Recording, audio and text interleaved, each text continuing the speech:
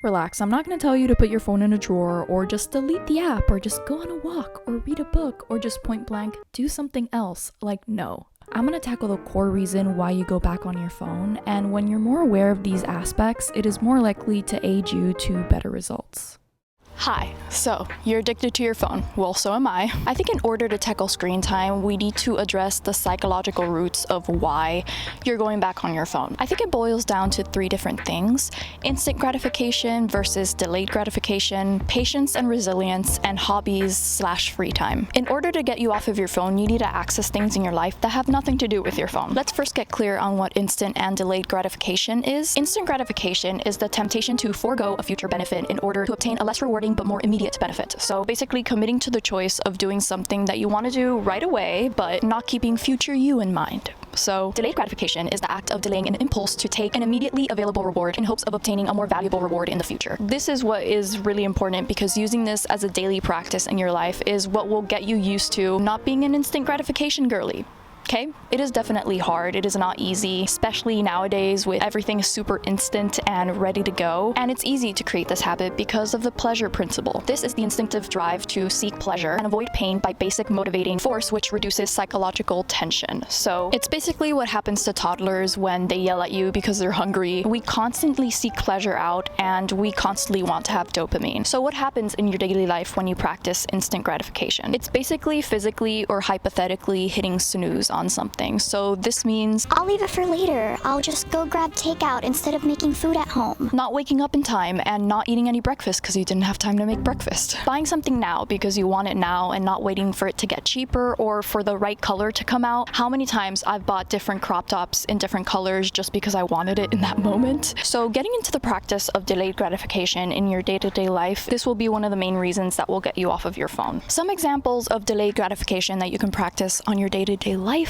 is saving money for things that will be in long-term uses, like a new phone or laptop or headphones, keeping an eye on them and seeing when it's the best time to purchase them, ordering takeout because you don't want to leave your house, and going to a nearby grocery store to buy food that's cheaper. I'm super guilty of this. You'd be willing to pay extra money just so that somebody can drop it off in front of your door. I get it, it's super tempting, but really analyzing when you actually need to do these things or when it's actually purely just convenience. We tend to prioritize short-term needs than long-term goals. So making sure that everything that you're doing applies to that principle. So you're probably saying, okay, Lauren, I get the point. How do I actually get there? Habits, baby. It's definitely difficult to change your habits, but taking in this new opportunity of the new year is a great way to start motivation. So changing very tiny, small habits will eventually get you to a big goal, which is getting off of your phone. Instant gratification is basically the buildup of negative, tiny little habits that will get you in that position every time. This is what happens every time you pick up your phone. You hear a text message,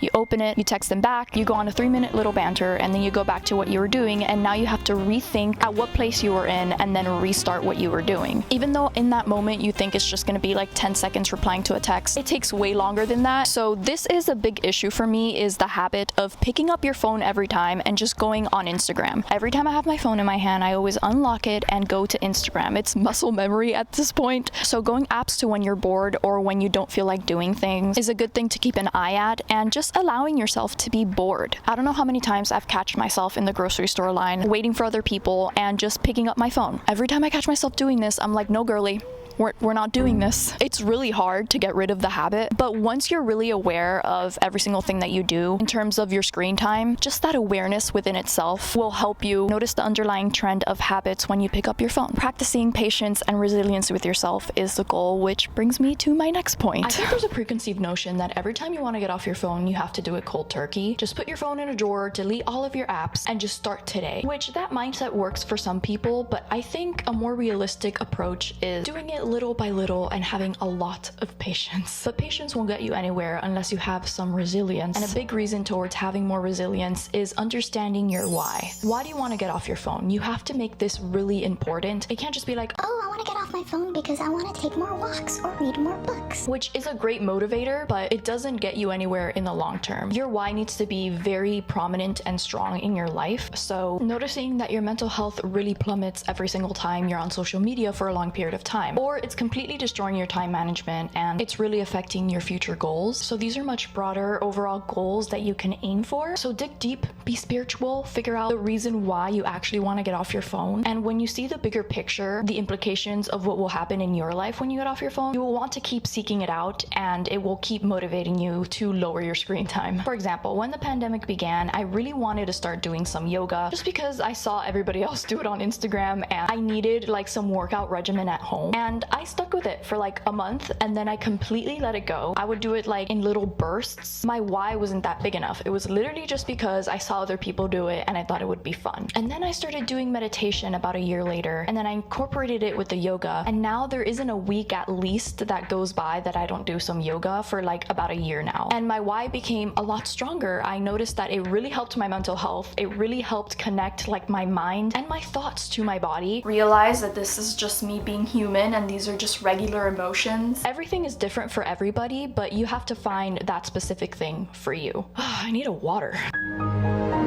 Okay, you don't have to get rid of your phone. You can literally just start by not being on your phone 2 minutes before bed, just 2 minutes, and then do it for like a week. And then when you feel comfortable with that, then do it 5 minutes before bedtime. I'm pretty sure you've heard this before, but humans can only take 1% of change at a time. So really taking it slow for yourself and implementing these habits from an early start, it's probably gonna make it way easier for you than if you do it cold turkey. Me personally, before bed, I mean, this doesn't happen every night, but 10 minutes or 5 minutes before bed, I will go to the bathroom and do some skincare, turn off all of the lights in my room, maybe put some chiropractic videos on the TV and just fall asleep to that. And so it like forces me to get off my phone, even just 5 minutes. And at the end of the day, once habits are implemented, it's way easier to just follow them. This has changed my life, but pick an hour, 30 minutes, 15 minutes throughout the day where you cannot be on your phone. That's not when you're in class. Like I said, allowing yourself to be bored is really important. That will help with the instant gratification. Maybe just play some music or listen to a podcast or something that doesn't require you like staring at your screen. I personally really like to watch podcasts on YouTube, but sometimes I like force myself to listen to it because I notice that it takes me way longer to do things when I watch a podcast than when I listen to it. And just figure out what works for you. Some people feel like they're not engaged enough when they listen to podcasts. Just start with like 5 or 10 minutes. Instead of like scrolling through Instagram or through TikTok, just put a podcast or listen to a song that you really, really like. Instead of just scrolling when you're walking to your car or even when you're eating, which is like a big thing for me. It's been so long that I've had a meal that I haven't watched Instagram or YouTube while eating. It's a thing I'm working on, but it's so hard to just sit there and eat. Like you're staring at nothing. But people used to do this back in the day and we're just used to constantly being filled with dopamine. This reminds me of this TikTok. I posted this recently because I thought it was just an amazing quote. I'm gonna butcher it, but basically what they were saying is that you are unhappy because you're constantly happy. We're constantly always looking for dopamine, and when you just sit down and allow yourself to be bored, that's when the magic happens. We're just used to this constant cycle, feeling that little bit of boredom and then just picking up our phone. It's like muscle memory. When you catch yourself doing this and you put your phone away, that uncomfortableness that you feel because you're not on your phone,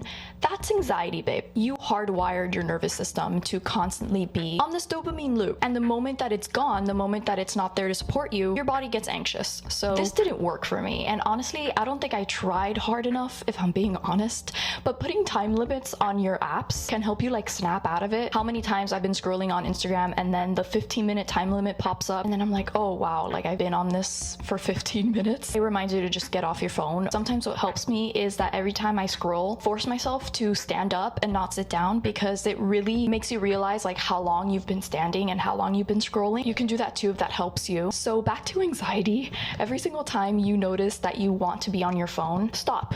Analyze. Do you really need to be on your phone right now? This also happens when we're scrolling. Let's say we've been scrolling on TikTok for a long time now and there's a video that comes up that's not loading. And then we sit there and we're like, ugh, my Wi-Fi sucks, it's not loading. Just take a breath, stop, analyze. Do you really need to watch this TikTok right now? Chances are you probably don't. And of course, like everything has to be quick. Everything now in society is like you order something for Uber Eats or Postmates and it shows up on your door. You want to watch a movie, it's probably on Netflix or Amazon Prime or Disney Plus. It loads super quickly and you can watch it whenever you want to. And we're just used to having a feeling of doing something and being able to do it because we can, because of technology, because of society. When you allow yourself to just slow down and have patience with yourself and really just track your habits, it's literally everything. It's hard to have that resilience when you're really tired and all you want to do is be on your phone because it doesn't require that much brain power. So it's definitely a journey and I don't have all of the answers, but just being patient with yourself is going to get you a really long way. Oh my goodness. Okay, give yourself a little round of applause.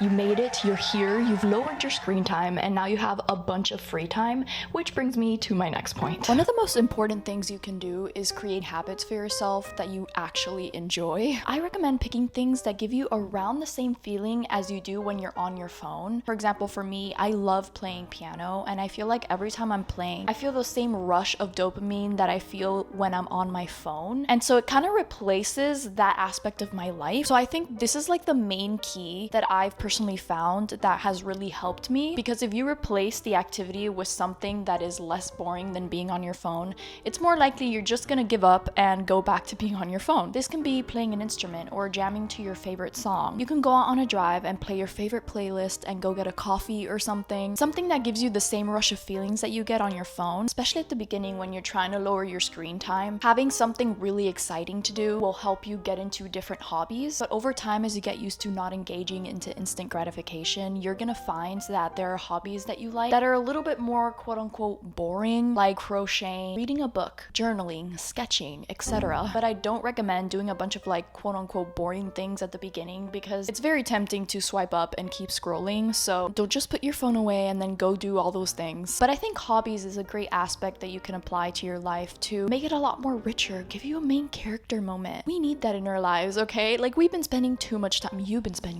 time scrolling through TikTok. It's good to like give ourselves a little break. It's pretty obvious, like you scroll on TikTok for like 2.5 hours, which I've done multiple times. And then the moment that you stop, you stare at anything else, a door, a ceiling. It just seems boring and it seems so mundane. It's hard to stop the cycle, wanting to keep having that rush of dopamine every time in your life. Another thing that I have done, I swear, this is not professional advice. When you're on TikTok specifically or Instagram Reels, basically just swiping up, like psych yourself out and just go all the way down and swipe all the way up. So you exit out of the app. It'll shock your system for a second and quickly go to the music app and just play your favorite song and just jam to it. It'll carry on the same dopamine levels that you had at that moment, and then just start jamming to your favorite song. And then when the song ends, it's more likely that you're just gonna walk away from your phone. I have done this so many times and it's actually worked. I don't really know the science behind it, but I don't know, it makes sense in my head. Try it out, let me know if it worked for you. But yeah, just being sudden in your choices, because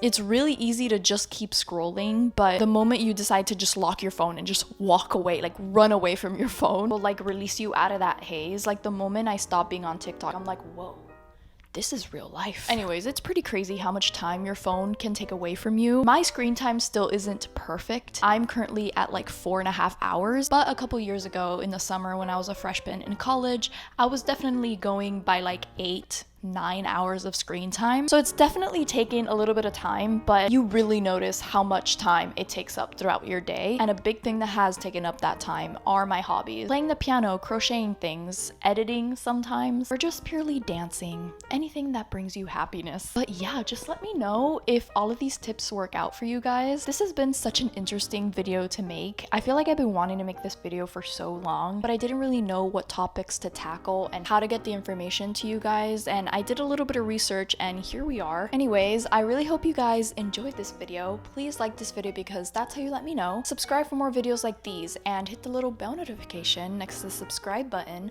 so that you get notified every single time I post. I post every single Sunday and I will see you guys in my next one. Bye.